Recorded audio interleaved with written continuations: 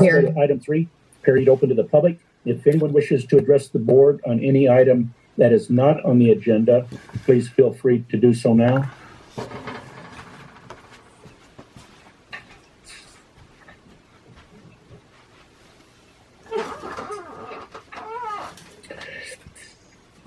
If there are no public comments at this time, we will move along to item 4, redistricting review and update. Thank you, President Dias. Chris Jones, the redistricting consultant for Avek. Just a quick recap. Every 10 years, Avek uses population data from the United States Census Bureau to redraw its 7 district division boundaries. There are 3 key criteria for redrawing these division boundaries: substantial population equality between the divisions, preserving communities of interest, and the California Voting Rights Act. To date, Avek has held a public workshop and a public hearing to receive public input on the redistricting process. This is our 3rd public redistricting event and the first one with actual new division maps being presented. We will be holding additional public hearings in March. The legal deadline for us to adopt our new division boundary maps is April 17th. Do you want to move into item number 5? Yes, please, Chris. Okay. So we posted our draft Avek division maps on the website for public inspection last week, and our draft maps were drawn to meet all the legal criteria, and they do so in a very comprehensive manner. First, as far as population equality, the ideal division population is 47,130 people, and under our proposed maps, all divisions are within 2.9% of this ideal population. And in redistricting law, California courts have ruled that any deviations under 5% are considered substantial population equality. So our maps meet this high standard for equality of populations between the divisions. The second part is preserving communities of interest. We drew the divisions to preserve these communities of interest. For example, we kept united and maintained the rural communities of Acton, Agua Dulce to be grouped with the rural communities of eastern Los Angeles County in Division 7. Likewise, we united the communities of Kern County in Division 2 instead of having them divided into 2 divisions as was previously the case. Then on the California Voting Rights Act, this law requires the drawing of majority-minority divisions where geographically practical. And our proposed map meets this requirement by creating a majority Latino division and 4 other majority-minority divisions. So we meet the highest standard of Voting Rights Act compliance.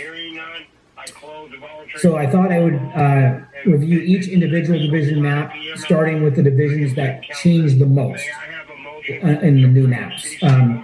For those of you in the public, using the Google Map viewer is a very easy way to get more detail on the streets and boundaries of each division. Division 2, as I stated just a minute ago, previously Kern County was divided between divisions 1 and 2. And under our new maps, we unite them all in Division 2. There's a teeny parcel that's in Division 1 that's part of Kern County, but it has virtually no people in it.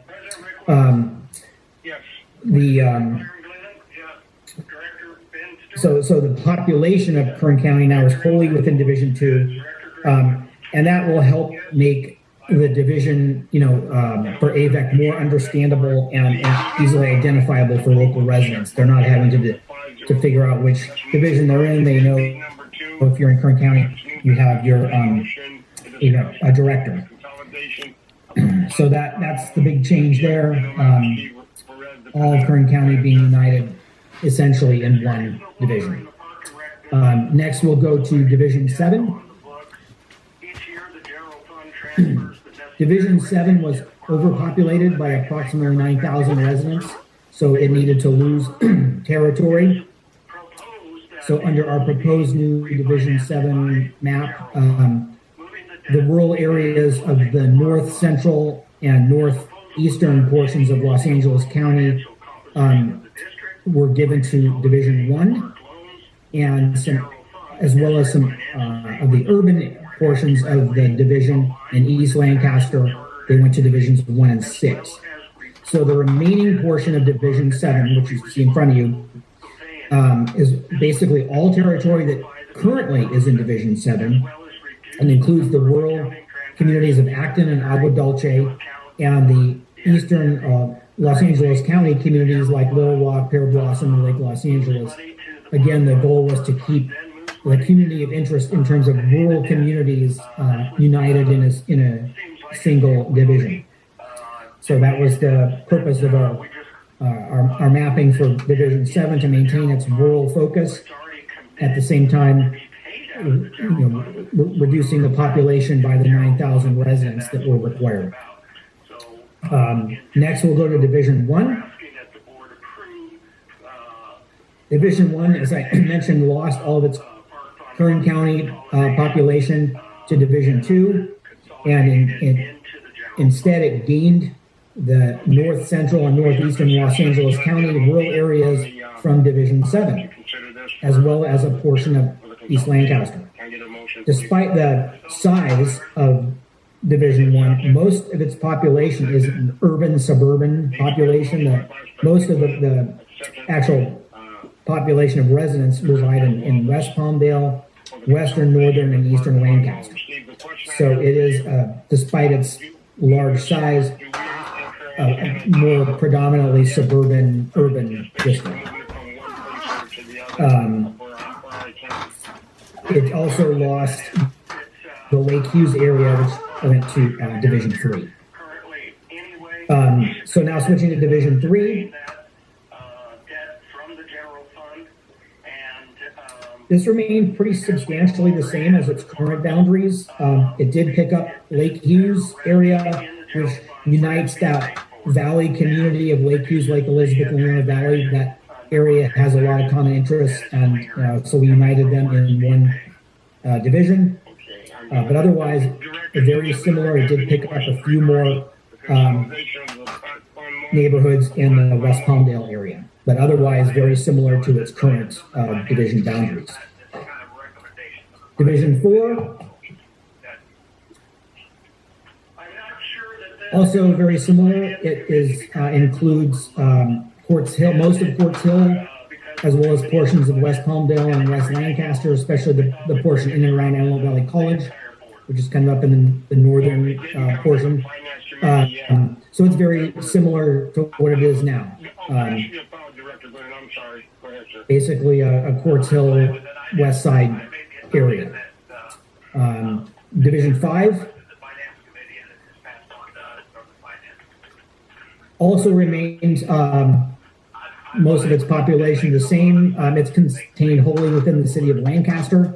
It includes a portion of West Lancaster, and then the downtown area, as well as parts of East Lancaster. We did shift a couple boundaries. The northern boundary went from H Street to I Street, and that section of territory moved to Division 1. And then Division 5 also picked up some additional residents in East Lancaster. Finally, Division 6,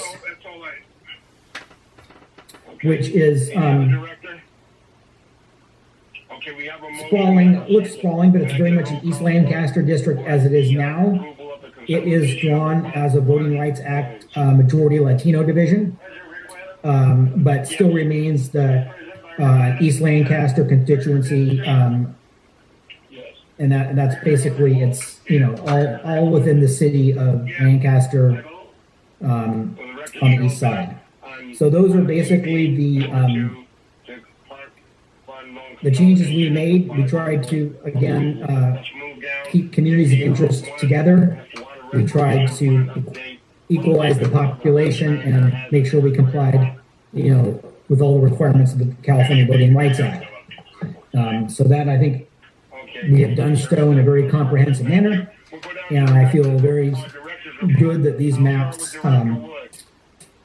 do the job that the law requires us to do while preserving, a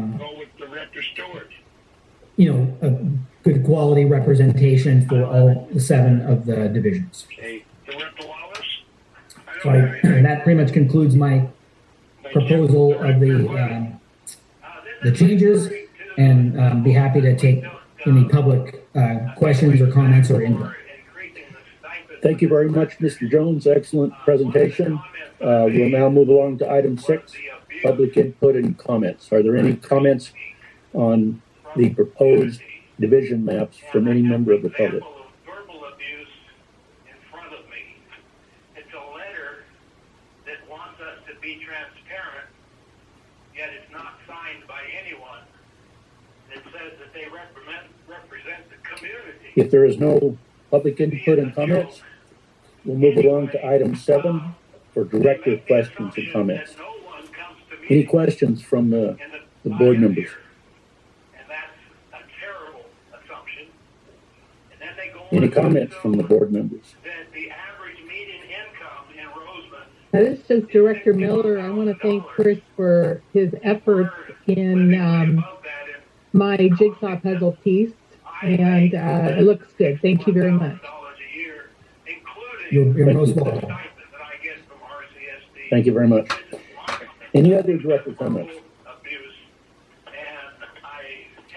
If not, we'll move along to item 8, remaining schedule for the redistricting process. Mr. Jones, will you provide that to us? Yes, our next hearing is scheduled for March 9th. And then our final public hearing, which we plan to adopt our final maps, would be on March 22nd at the regular. So the March 9th meeting is a special meeting, and then the March 22nd would be part of the regular Avek board meeting. And that will give us plenty of time to meet the legal deadline of April 17th to get the maps submitted to the Register of Voters in Kern and Los Angeles counties. Thank you very much. And now, at this time, I will close the public hearing. Madam Secretary, will you please call the roll? Gary Van Yes. Audrey Miller? Yes. Robert Parrish? Yes. George Lane? Yes. Shelley Simpson? Yes. John Donato? Yes. Keith Dice? Yes. Thank you all very much. Good night. I'm very proud of all of you guys. And letters like that, Byron tells me that we are doing something right, because if you weren't doing nothing at all, they wouldn't have nothing to say at all. So we must be doing something that got their attention. And I can speak for myself and probably the rest of the directors. We're not doing this for the money. Everything we do in this community, we're doing it to make the community a better place for ourselves and others. So the person that sent you the letter perhaps things improve, come to a meeting to see what we actually do, see what the district is doing. We have the reclamation plant coming up. We just secured water for years to come, literally. So I think what we're doing is things we need to do. So enough on that. Let's move down to General Counsel. Tom, you have anything for us? Nothing tonight. All right, sir. GM report. Yeah, I have a situation I wanted to bring forward to the board. I want to find out, number one, is John Sides online? Don, are you on the phone?